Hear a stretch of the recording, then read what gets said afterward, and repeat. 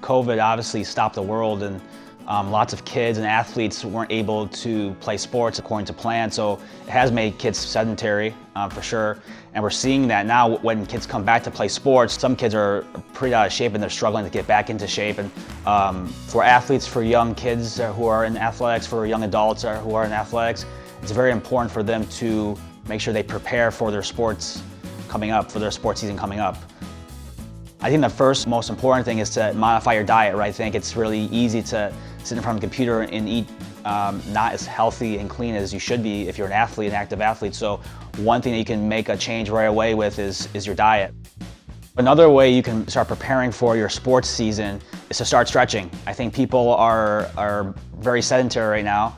They're used to sitting in front of their computer, watching TV, and they're not moving. So I would start stretching, getting your mobility back to prepare yourself for sports.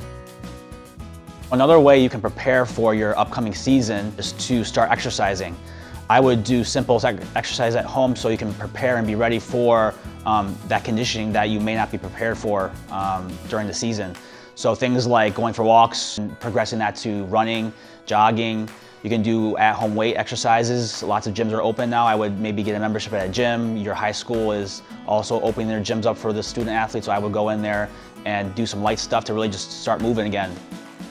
Another way you can prepare for your next sporting season is to start skills training. If you're a softball player, I would work on things like throwing mechanics, catching mechanics. If you play girls soccer or boys soccer, right, start taking the ball and dribbling the ball around. If you play football, right, start running the routes, throwing the football, things like that to start preparing for your sporting season.